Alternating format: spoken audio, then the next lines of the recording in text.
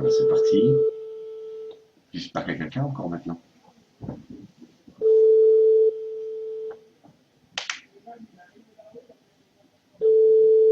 Ah merde, il n'y a plus personne. Qu'est-ce qui est arrivé? Le Conseil constitutionnel d'Anjou. Oui, bonjour madame. Je voudrais juste savoir quand la Déclaration des droits de l'homme et du citoyen a été incluse dans la Constitution. Oui, ne quittez pas. Merci.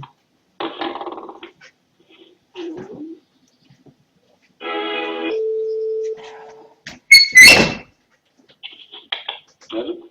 Oui, bonjour monsieur. Je voudrais juste savoir quand la Déclaration des droits de l'homme et du citoyen a été incluse dans la Constitution. Dans la Constitution elle-même en 58. Ah d'accord. Ah, je crois que c'était après qu'elle avait été Ah incluse. non, D'accord, donc depuis 58, la Déclaration des droits de l'homme et du citoyen, elle est dans la Constitution. oui, de même que le préambule de la Constitution de 46. D'accord. Donc la loi du 223-15-2 est illégitime et illégale. C'est bien ce que je dis. Voilà, que tout le monde a voté. Il n'y en a qu'un seul qui n'a pas voté. C'est le 223-15-2. Non, Bah, je vous cite, de l'abus frauduleux, de l'état d'ignorance ou de la situation de faiblesse. C'est très grave, monsieur. Voilà, vous la connaissez cette loi? je ne connais pas toutes les lois par Bon, cœur. attendez, alors, frauduleux, adjectif qualificatif, épithète de abus. Donc, qu'est-ce que frauduleux là-dedans? Ce n'est pas la mise en état d'ignorance ou de faiblesse par quelconque sévice que ce soit sur un enfant qui peut même le tuer, c'est son abus. Et l'abus n'est constitué que si ça mène cet enfant ou cette personne, même mort, à un acte ou une intention qui soit gravement préjudiciable. Voilà, rien que ça. Donc, ce qui veut dire que l'État considérait que l'état d'ignorance était la solution propre à résoudre ses difficultés. Je cite la justice, monsieur. C'est très très grave. En plus, la violation des accords bilatéraux et tout. Je vais défaire cette loi et je vais la défaire à ma manière. Voilà, c'est l'adhésion, la fameuse adhésion par laquelle Michel Allot-Marie voulait castrer les gens physiquement. C'est un lavage de cerveau, monsieur, tout simplement. Voilà, voilà, oui, ils le disent eux-mêmes, hein, regardez, par pression grave ou réitérée, ou soit des techniques propres altérées sur le jugement, en vue de conduire ce mineur ou cette personne à un acte ou une intention qui soit gravement préjudiciable. Alors, il ne peut pas être pour des imbéciles en plus. C'est une atteinte à la dignité humaine, sa formulation, parce que pression grave ou réitérée, dites-moi la différence qu'il y a entre pression grave au pluriel avec ou réitérée. Vous comprenez, déjà, actuellement, on voit tout. Hein, il me semble bien que les pressions, donc ce qui veut dire qu'il y a un distinguo, et que les pressions graves au pluriel ne sont pas les mêmes que celles réitérées. Il me semble bien qu'au niveau psychologique, des pressions graves réitérées, cela s'appelle des persécutions. Et après, il reste les techniques propres altérer le jugement, donc il y en a au moins deux, hein, altérer le titre de la situation de faiblesse. Cette loi n'est qu'un rébut, n'est qu'une charade. Vous comprenez? Donc on a fait de la Constitution et des valeurs fondamentales, même de la Déclaration universelle des droits de l'homme, une charade. On prend les gens pour des cons. C'est très grave. Et c'est pour oui, et Madame, comment s'appelle? Madame Bigou est très, très mal à l'aise avec ça, puis il y a quelque chose de très grave en dessous. Vous comprenez? Oui, Voilà. Il y a quelque chose de très grave en dessous, puis ils sont tous coincés. Monsieur Perben, Madame Bigou, puis d'autres. Ils sont tous coincés. Je ne sais pas si vous vous rappelez, il y a 5 ans en arrière, au moment des élections présidentielles de Monsieur Sarkozy, Madame Bigou était sur un plateau de télé avec Monsieur Perben, elle a attendu que la caméra balaye, et tout d'un coup, elle a interpellé Monsieur Perben à propos de l'assistance éducative. Celui-ci s'est retenu de répondre, la caméra arrivait, et Madame Bigou l'a attrapé très vertement, elle était en colère, elle a fait d'accord, d'accord. Or, voici que quelques semaines plus tard, à Strasbourg, par le tribunal des enfants, un père de famille en arrive au désespoir absolu et tue son propre fils avant de se suicider. Et là, Madame Bigou n'a rien fait. Donc, ce n'est pas que de l'adhésion, on appelle ça l'adhésion, là, c'est le cerveau, qui peut tuer les gens des enfants, qui est au secret social partagé mis en place par M. Perben et qui permet les procédés équitables qui la gênent. D'autant plus qu'un mois plus tard, en juin 2007, une femme plante son juge 3 coups de couteau à Metz, le juge Norris.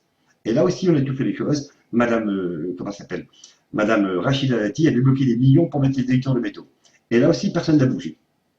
Or, il y a au mois de janvier, à la suite d'une new investigation orientation éducative où le juge l'ordonne, hein, donne ce lavage cerveau, pour faire abdiquer le mineur à un placement ou n'importe quoi. Madame Bigou aussi mal à l'aise en plateau de télévision avec Rachida Dati, puis je ne sais plus comment s'appelle ce magistrat, monsieur à moustache. Puis Madame Bigou dit oh, si vous pourrez avoir un regard différent, d'un ton très lourd. Elle est très mal à l'aise, elle se sent coupable. Et à ce moment-là, il y a le mec à moustache qui baisse la tête, il fait oui, nous, on est avec le juge Jean-Pierre Rossadeg et tout. Et là encore, ça ne bouge pas. À la suite de ça, j'ai écrit à Madame Bigou, or, elle refuse de répondre. Donc, je sais ce qu'il y a en dessous, monsieur. C'est très très grave. C'est très très grave. Je te laisse ce qu'il y a en dessous? non, Ben voilà, ben c'est très grave. C'est l'affaire Marc Dutroux et le temple solaire. Voilà, tout qui correspond.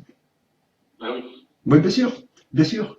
Marc Dutroux correspond à l'adhésion. Par les émotions qu'ils ont suscitées avec l'affaire Marc Dutroux, hein, ils ont réussi à faire croire à leurs magistrats et leurs étudiants en droit, tout en faisant semblant de les solliciter pour faire croire qu'on pourrait aider les familles par ces psychiques, paraît-il déstructuré et restructuré, dit Mme Dati tout le temps, hein, chose que d'ailleurs ils font dans les prisons sur les mineurs, c'est M. Perben qui a mis ça en place avec la PVJ, et donc ils ont réussi à faire croire ça. Et non, c'est très grave, hein, c'est grave. Hein. Et maintenant, cette procédure est partie au Maroc. Mais à quoi ils jouent là? Mais ils s'en foutent. Ils ne comprennent pas que ça va être repris par les islamistes ou des choses comme ça. Ils vont dire, vous prenez pour qui? Pour plus que Dieu, on nous a mal fait. Vous comprenez ce que ça... Vous comprenez, non? Voilà, c'est très grave, ce qui se passe là. Et l'État va à fond là-dedans, dans ce truc-là. Là. Attendez, ça tue des gens. Nous, on a subi ça au nom du racisme de l'État. Et tout le monde est coincé avec ça maintenant. On m'a fait des procès équitables. Et puis le deuxième procès, ils ne peuvent même pas me rendre mon deuxième jugement. Vous vous rendez compte? J'ai dénoncé ça la première fois, on me met en prison en interne. Je dénonce ça la deuxième fois avec les mêmes mots. Et je donne cette fois des enregistrements qui sont parfaitement légitimes, légaux et insaisissables, hein, qui traitent de l'atteinte à la conscience, de la liberté de penser, ER, de penser et d'opinion et d'expression. Je suis là aussi, il n'y a pas que. Vous comprenez? C'est ça qu'il nous faut faire. Vous comprenez ça? Non, vous ne savez pas? Oui. Ah, d'accord. Et il leur donne par un jeu d'écriture fallacieux, le juge, en disant, monsieur Attel a un mal-être passager. Ça, je suis mort de rire. Mal-être passager? Ah bon? Parce qu'il me semble bien qu'un mal-être, c'est forcément passager. Sinon, ça s'appelle ou une maladie ou un handicap. Après, il dit le contraire. Monsieur Attel semble bien intégré socialement. Ah bon? Donc, on est plus en mal-être. Et il me semble bien que si on est bien intégré, c'est qu'on est bien à sa tête. Et quand on est bien à sa tête, on est bien partout. Alors, pourquoi préciser socialement? D'autant plus qu'il m'a même pas demandé si je travaillais. Après, il marque, monsieur Attel paraît parfois dépassé par la tâche. Non, attendez, on peut prendre des armes pour moi que ça, monsieur. Il faut se réveiller, là. Hein. Vous comprenez? Alors, comment je fais maintenant pour débloquer cette situation? Parce que où je divulgue tout à tout le monde, et là ça fera du mal même pour l'image même de la France, parce que tout le monde est mouillé là-dedans, la gauche, la droite, tout le monde est mouillé là-dedans. Oui, puis Madame Catherine Picard, elle n'arrête pas de se vanter des foutages de gueule d'émissions de télévision, comme ces gourous nouvettes, avec les infiltrés là, dont un David Pujulas qui n'a rien compris. Puis il y a monsieur Georges Le Fenech, qui ne peut pas s'empêcher de remettre une couche avec des petits oreilleurs en disant pression grave ou réitérée. Attendez, là. C'est grave. Et c'est de la gueule du monde, vous comprenez ce que je veux dire?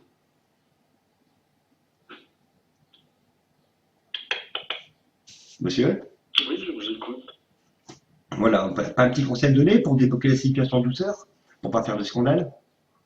Ben c'est ça, voilà, tout le monde est coincé. Chacun évoque sa culpabilité, tout le monde est coincé. Et c'est pas normal cette loi. En plus, c'est en violation même des accords bilatéraux dits d'Évian. L'État français n'a plus à toucher aux gens. Hein. Par les accords d'Évian. Oui. Puisque l'État français a demandé à la délégation algérienne à ce moment-là de souscrire à la Charte des Nations Unies de la Déclaration universelle des droits de l'homme.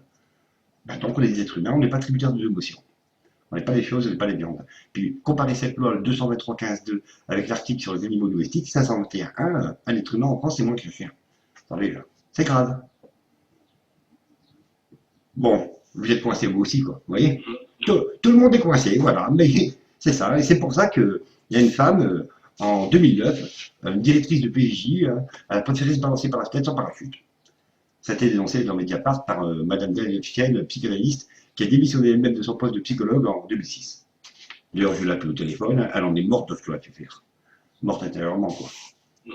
Ah oui, on lui demande de démolir des gens, des enfants, attendez. Puis il faut voir comment ils parlent dans ce milieu-là.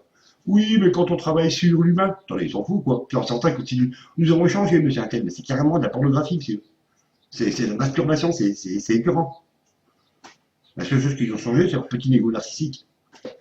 Là, c'est ça l'histoire. Ils mettent en stress, en dépression, ils déstructurent et ils alignent un placement. Et les gens finissent par dire je suis l'homme aussi, pas que. Voilà. Et c'est ça. Intégration sociale, je suis l'homme aussi. Ça veut dire que je suis plus bloc. Dépassé par la tâche, il n'y a pas que. Voilà, j'ai tout compris. Voilà. Voilà. Qu'est-ce qui reste? Je vous souhaite bon après-midi. Vous êtes coincé, ok. Allez, au revoir.